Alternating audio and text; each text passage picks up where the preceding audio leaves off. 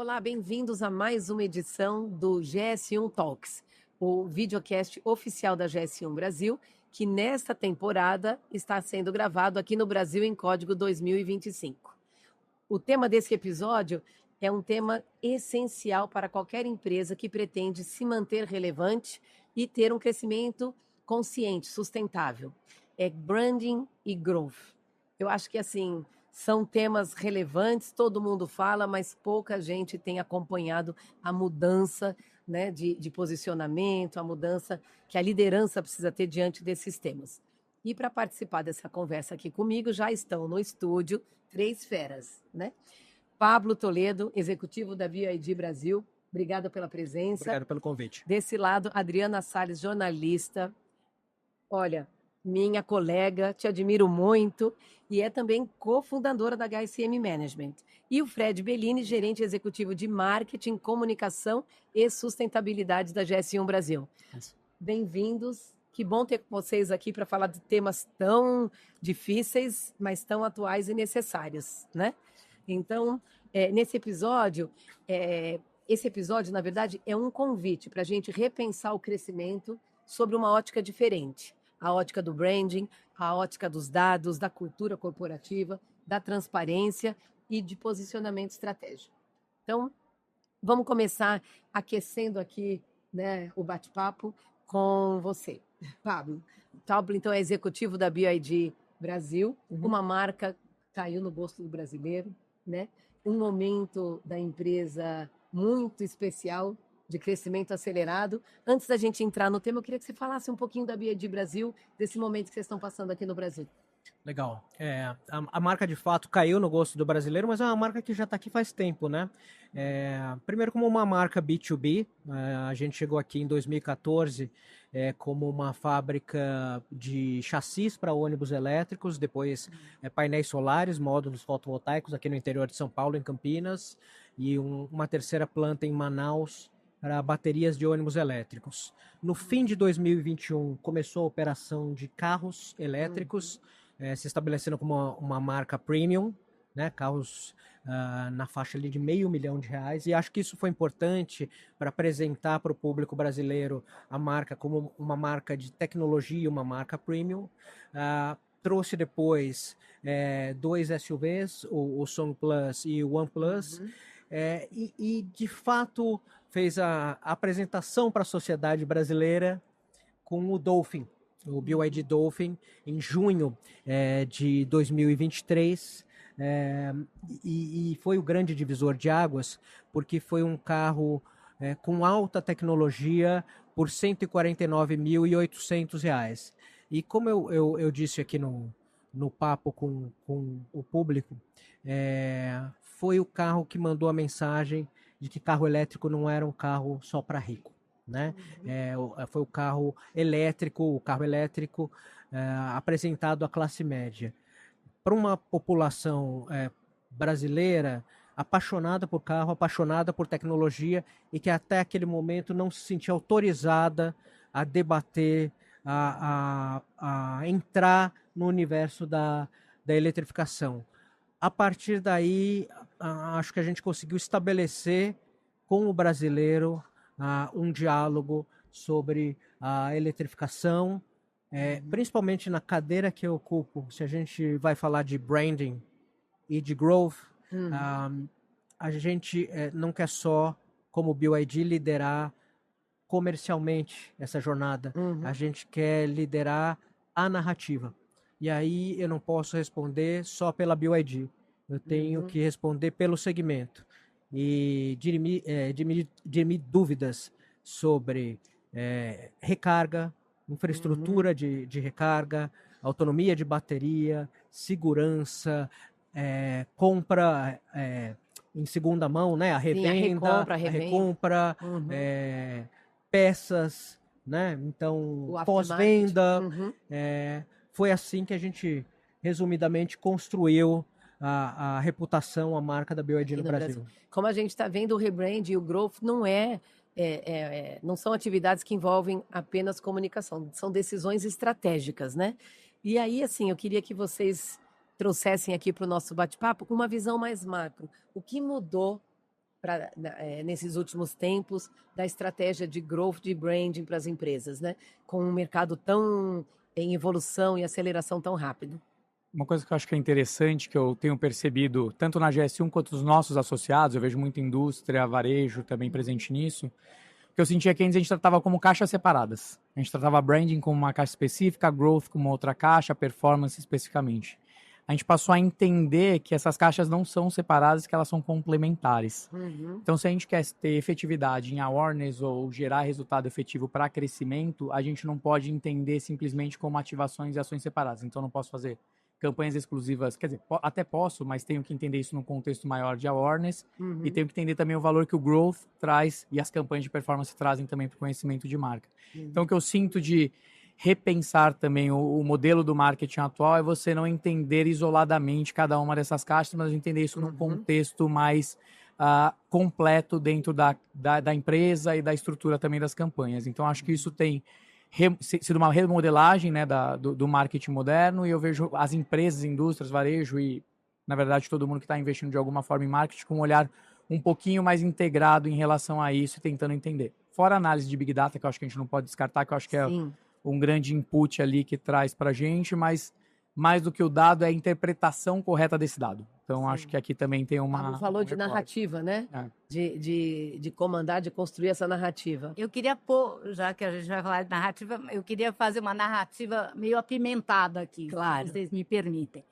Como jornalista, eu fico falando o tempo todo com o mercado. Né?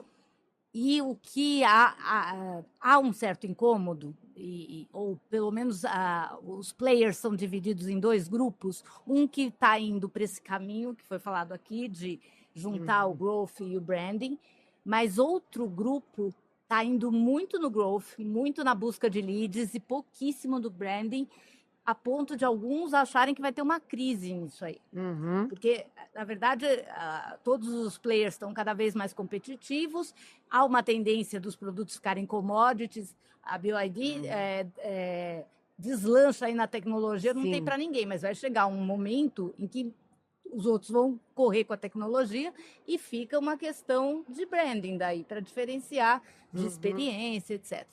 Então, se você tem uma perspectiva de longo prazo, eu gosto de falar que os chineses têm uma perspectiva de longo prazo. Estou aprendendo isso com eles, eles falam assim, eu estou aqui há 5 mil anos, eu estou louca para falar isso, eu estou aqui há 5 mil anos.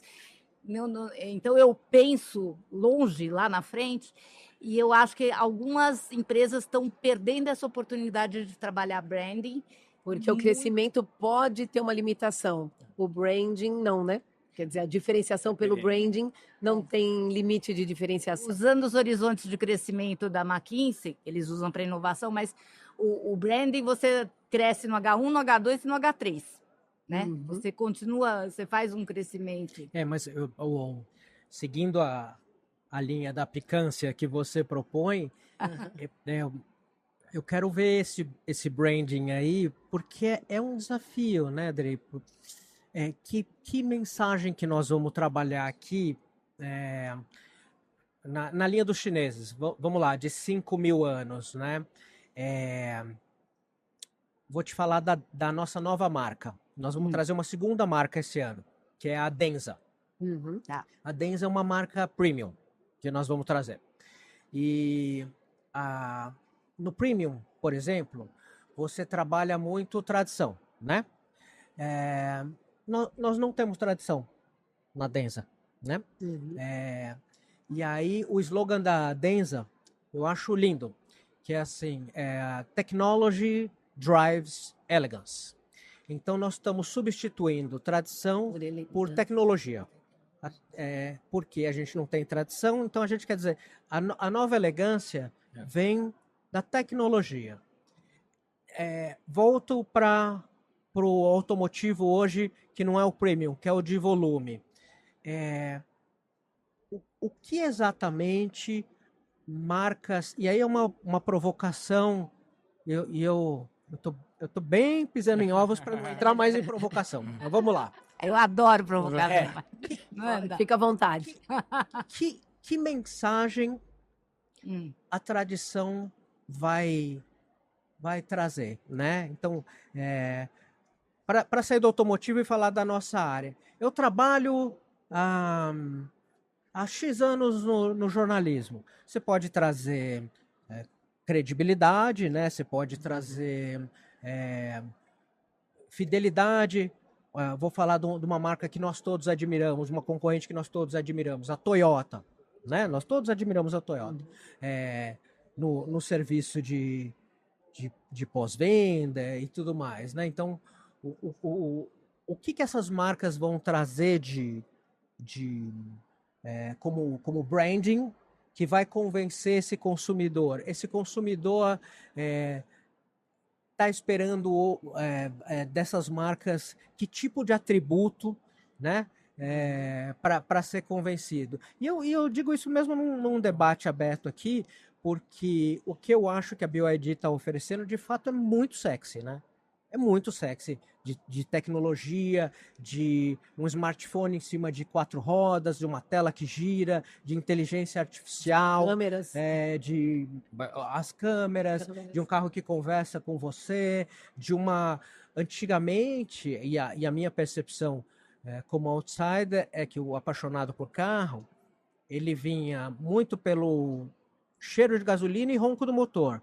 Eu não ofereço isso. Não. Nem cheiro de gasolina, nem ronco do motor. E aí eu converso com um consumidor muito definidor na compra. Mulher. Primeiro, eu converso com mulher. O meu concorrente vai chegar como?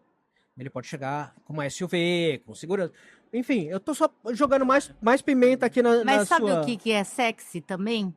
Eu acho que tecnologia é muito sexy, a gente está nessa fase. Sustentabilidade é muito sexy. E autenticidade é sexy. Então, o que o seu concorrente vai jogar, na medida que for autêntico, tem uma chance de mercado. O problema é que muita gente muda de estratégia, muda de narrativa para tentar correr atrás, porque acha que perdeu o bonde. Aí é que vai dar Essa aqui é a minha segunda provocação. Como a gente equilibra o branding, a narrativa, com o crescimento acelerado, né? Com a necessidade do resultado imediato, né? Porque o branding ele vai ajudar a longo prazo, a reputação, né? A credibilidade. Mas a necessidade do resultado imediato tem atalhos e armadilhas, né? eu acho. Mas eu acho também que não tem campanha que vai resistir de growth sem transparência e sem consistência. Então, acho que o mercado também está safo de histórias mal contadas. Então, se a marca não tem autenticidade, ela não tem verdade, ela não tem clareza no que ela está se propondo a entregar, uma hora a narrativa cai. E aí uma campanha de growth já não vai funcionar mais como você esperava. Talvez no curto prazo ela dê um pico, mas depois ela não tem mais. Eu acho que a gente está buscando essa transparência, essa verdade por trás das marcas, né? Eu acho que se é sustentabilidade, se é tecnologia, mas eu tenho muita clareza do que está sendo entregue. Tem muita acho que até conversando com a temática do evento, tem muita transparência. Então, inovar sem transparência, eu acho que já não funciona mais para construir qualquer tipo de campanha, seja de growth ou de branding, efetivamente. E para emendar aí na sua fala, Fred, o papel dos dados confiáveis nessa luta aí por uma campanha, por um growth e também pela autenticidade, né? Pela transparência. E eu acho que tem uma questão importante que é saber ler o dado, né? A gente fala muito de coletar dado, interpretar a informação e tomar a decisão certa, mas eu acho que às vezes a gente está lendo o dado de maneira errada. Então, se a gente for só no quantitativo ali, muitas vezes a gente vai tomar uma decisão que não é a mais acertada. Saber interpretar o dado é uma arte tão rica quanto saber coletar esse dado. E ter dados, né? A gente fala muito sobre a diferença de um banco de dados e um bando de dados, né? Eu gosto muito do conceito, todo mundo fala de decisão data-driven, né? Dirigida por dados. Eu gosto da ideia do dados decision-driven. Os dados apoiando a decisão. Você vai atrás dos dados a partir do tipo de decisão que você tem que tomar. Quando vem os dados errados, é porque a empresa vê, que dados que eu tenho em casa, ou acessíveis. Aí ela toma o dado, ela toma a decisão com base nesses dados. Quando ela tem que ir atrás do dado que é necessário. E aí é um outro tipo de trabalho, dá mais trabalho, tudo dá trabalho, né, gente? Não tem nada Posso que tá aproveitar a pimentinha, então, também, já que a gente está falando disso? Acho que tem a vaidade do dado. Tem. Então, tem dado que é só para envaidecer o resultado da empresa e mostrar em reunião de fechamento. e tem dado que efetivamente faz você mudar uma tomada de decisão e migrar o direcionamento de uma campanha, de uma estratégia, de um negócio.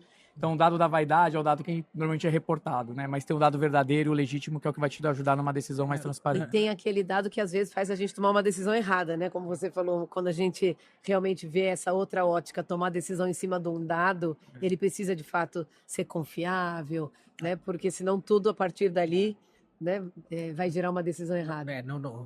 No meu, de onde eu estou sentado, me aflige mais a manipulação, né? Porque principalmente como empresa entrante, né? E esse tem sido o meu principal desafio, ou o nosso principal desafio, principalmente para solidificar um segmento novo de contra-informação, né?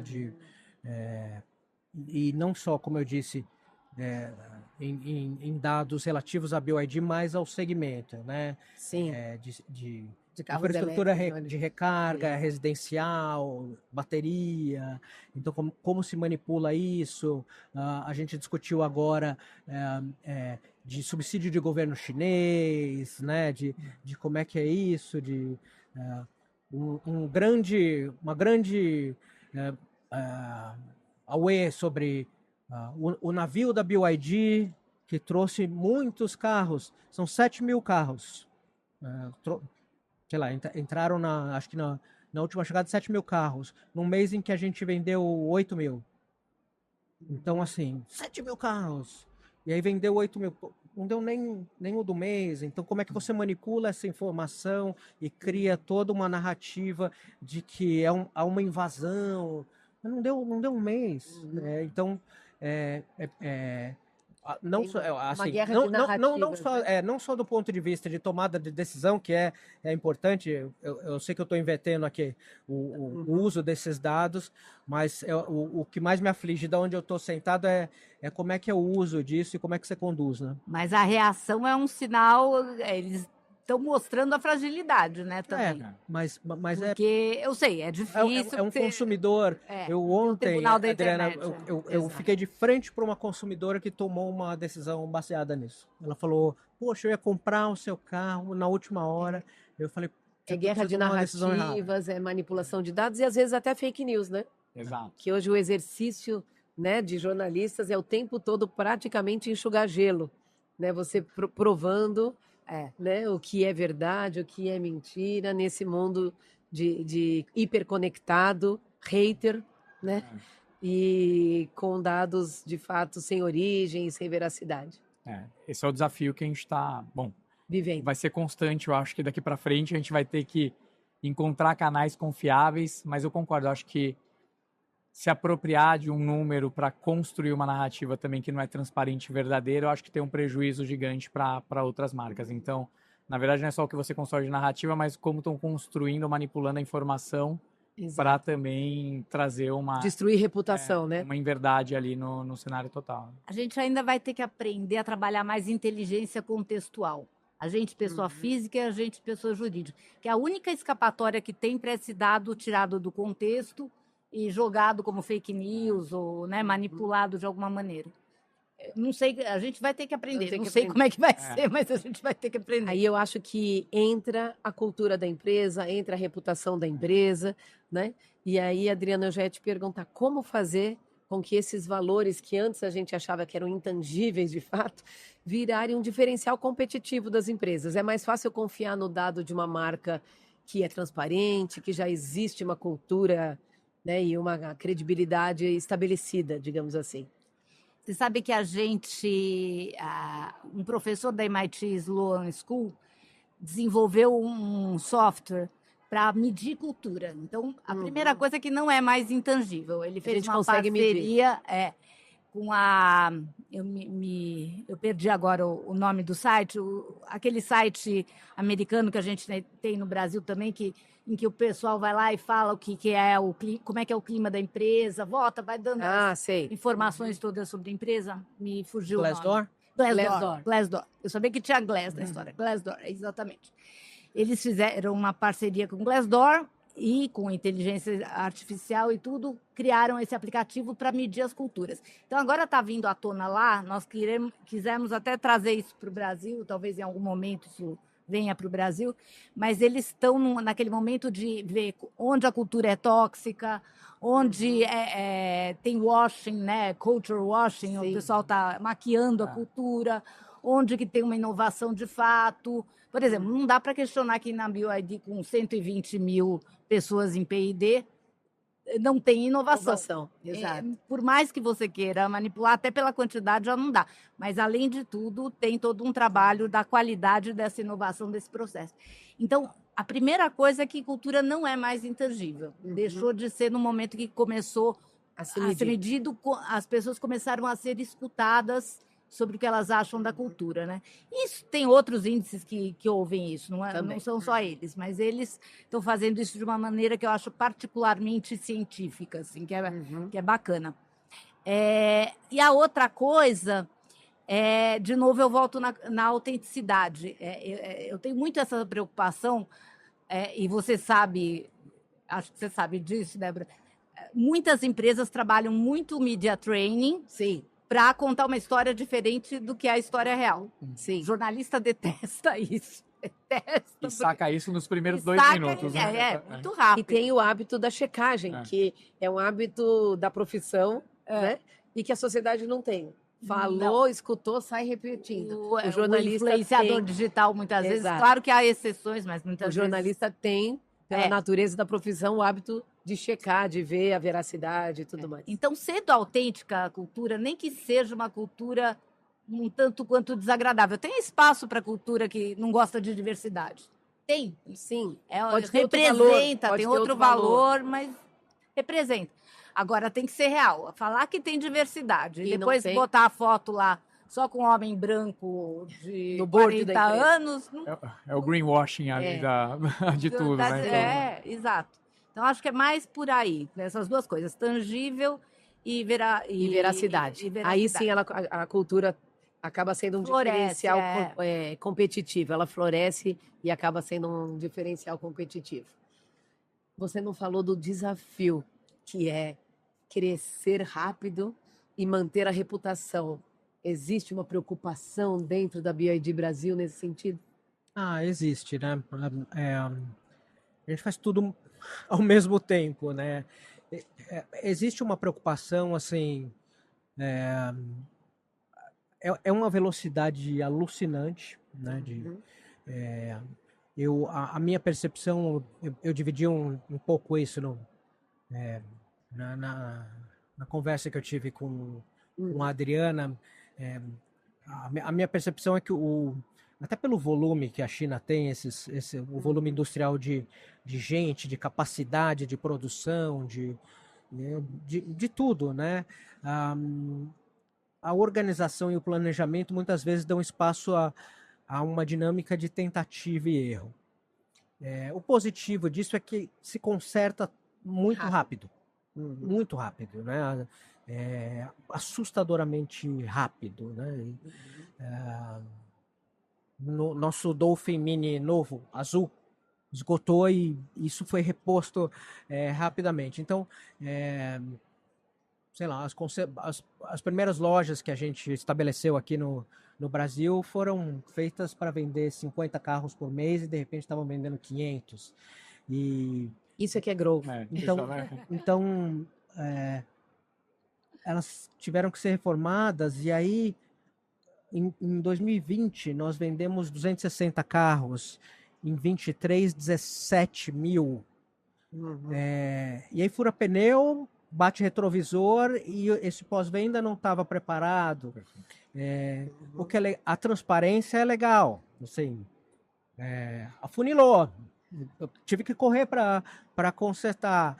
E a reputação acho que tem que ser trabalhada com essa honestidade de tô correndo para consertar, tô fazendo o meu melhor aqui, quero te atender bem como cliente, isso não tá certo, né? Vem comigo aqui. Admitir que tá errado, né? Admitir que tá ouvir, errado. Admitir erro. Tem uma de fato, uma dedicação ao cliente final muito grande. E aí eu vou te dar alguns exemplos, assim, o nosso CEO todo sábado está em concessionária, isso é bem chinês. A nossa CEO, VP Global, CEO Américas, não tem uma visita ao Brasil que ela não participe de uma inauguração. Nós patrocinamos a UEFA Euro, Campeonato de Seleções e a Copa América. Nenhum dos executivos foi a um jogo. Todos os ingressos foram para clientes. Nem para performance de Vendedores. de vendedores foi para cliente. Não foi para incentivo. E, Pablo, você poderia ver uma proposta aqui de relacionamento, de camarote? Eu falei, né, mas não perca nem seu tempo, porque nós não vamos a camarote. E se você quiser levar clientes a camarote, Pablo, eu queria um desconto num carro. Eu falo, se você for na concessionária, você vai conseguir um desconto maior do que eu vou te oferecer. Pablo, você não quer ajudar. Eu falo, acredita em mim que ele vai te oferecer, porque tudo que a gente tem, a gente entrega. Isso é muito real. Deixa eu só falar uma coisa, você olhou para mim, mas eu não pedi desconto, viu? Não, fique claro. Não ao vivo, né? Não ao vivo. Não, essa é uma mensagem para todos vocês. Tudo que a gente tem tá entregue ali. Então, tem um slogan na China... Isso é cultura. Né? Tem um slogan na China que é: compra um carro e faça um amigo. E isso é uma estratégia de branding também, que com o tempo nós vamos pegar grande parte do nosso budget, que foi fundamental para o crescimento da marca aqui, dedicado à mídia de massa, e voltar para o nosso cliente. A gente conversou sobre o motorista de aplicativo, hoje nosso maior influenciador, e fazer dele o nosso grande vendedor, né? E essa fidelização. Então, parte da nossa... Assim, o investimento da nossa reputação está aí nesse cliente final. O nosso crescimento veloz acompanha, a reputação tem que acompanhar com um investimento muito grande. Há um bônus e um acompanhamento de NPS muito grande para o tratamento para o cliente. Se você chegar numa loja nossa e não te oferecerem uma garrafa d'água, alguém vai ser cobrado por isso. Certamente. Eu ia já perguntar para você se você teria algum exemplo, alguma lição prática, né, de grow ou de branding, e você acabou de contar essa coisa do aplicativo. Você não quer contar um pouquinho melhor essa estratégia? Então, sair de mídia de massa e o aplicativo, você disse que o motorista hoje é o principal vendedor do seu produto. Ele é o nosso, não digo o principal vendedor, mas ele é o nosso grande porta-voz, e isso se deu de maneira orgânica, né? E veja você, né? Se a gente não tem essa validação das ruas, perfeito, o street cred, né? Imagina que você entra num carro e pergunta: e aí, esse carro? Ele fala, olha... que todo mundo pergunta quando entra no aplicativo. A primeira pergunta quando você pega um carro elétrico no aplicativo. Porque ele experimentou primeiro, né? Exato. E é o primeiro contato de muita gente com o carro eletrificado. Ele podia virar para você e falar: olha, comprei porque era o mais barato, era o que tinha, não embarca nessa não, viu? Mas ele vira para você e fala: espetacular. É isso. Foi a melhor prova social, você vai desaguar nele 50 perguntas. Mas é econômico mesmo? E você carrega onde? Mas faz barulho? E, não sei. E ele vai... ouse você falar mal. E o que nós debatemos foi: o uso dele é intenso. Ele é um piloto de provas. O carro ser silencioso para nós, durante 20, 30, 40 minutos, é um conforto. Para ele, durante 8 horas... é um alívio. É uma questão de saúde significativa. A ergonomia. Esse carro que está aqui, o nosso público não consegue ver, ele faz de 0 a 100 em 3,8 segundos. Se fôssemos pilotos de corrida, seria sensacional. Em São Paulo, quando a pista funila de 3 para 2, ele é um pitel, porque você, sem ser um piloto de corrida, você vai na frente sem burlar nenhuma regra de trânsito, com uma pisada de 0 a 30 macia. Tá interessando, né, Adriano? Tá interessando. O carro é muito gostoso. E o que é crucial é que, com o dinheiro que ele economizou de gasolina, ele vai pagar a prestação do carro. Uhum. Pagando a prestação do carro, ele usa esse dinheiro para matricular a filha na escola pública, comprar outro carro e virar empreendedor e ter uma frota, comprar um painel solar e transformar a casa dele num posto de gasolina. Esse cara, nós mudamos a vida. Então, e ele está validando ali todo dia. No final do dia é um grande promotor, né? E combina com o nome, né? Porque BYD é Build Your Dreams, que é construa seus sonhos. Os sonhos, que é o... Os americanos já estariam martelando isso. no muito. sonho Eu tenho um dos- amigo dos que diz que não é um nome, é uma convocação, né? É uma convocação. É muito Fred, bonito. Adriana, algum exemplo prático que a gente poderia deixar para a nossa audiência de erros ou de acertos nessa busca pela construção do branding ou pelo crescimento acelerado? Eu acho que tem uma questão que talvez esteja até implícita na fala do Pablo, que eu acho que é muito importante. A gente falou muito de awareness, de branding, falou de growth, mas a gente não falou da entrega efetiva do produto. Uhum. Então você pode contar a melhor história do mundo, ter a melhor campanha, se seu produto efetivamente Não não traduz entregar, isso na ponta. no primeiro motorista de aplicativo você perdeu os milhões que você investiu em marketing. Uhum. Então, assim, não funciona sozinho ser uma entrega efetivamente consistente de produto. Então, que volta no que a gente está falando de transparência, consistência e legitimidade. Então, a gente precisa entender qualidade de produto como chave também nessa estratégia para conversar com toda a narrativa. Então, talvez se eu tivesse que só amarrar nessa mensagem final, eu acho que, olhando para tudo isso, awareness, growth, olhem para produto, porque no final do dia, tudo que você investiu, seja centavos ou milhões, se seu produto não corresponde à sua promessa, você perdeu tudo aquilo em questão de autoridade e influência. Então. E só com perdão de interromper, acho que essa é a resposta para aquela provocação. Como é que você vai responder com brand? Com o produto. Ele chancelou que você... É isso, né? Eu posso ter uma história linda. Se for melhor, você vai levar. Você vai levar. O produto precisa de uma boa história, mas a boa história sem produto não existe. Não se segura. não segura. Eu concordo com tudo isso, mas vou puxar por um outro lado, que é o da humanização. Vou chamar de humanização na falta de um nome melhor, né? A gente vive era da inteligência artificial, todo mundo morrendo de medo de ser substituído, tudo isso. E tem um processo que está acontecendo em paralelo, que é de ressaltar o humano, né? Uhum. Então, quando eu falo no palco aqui, quando a gente foi conversar, eu e o Pablo, eu ressaltei muito o Mr. Wang, que é o fundador da BYD.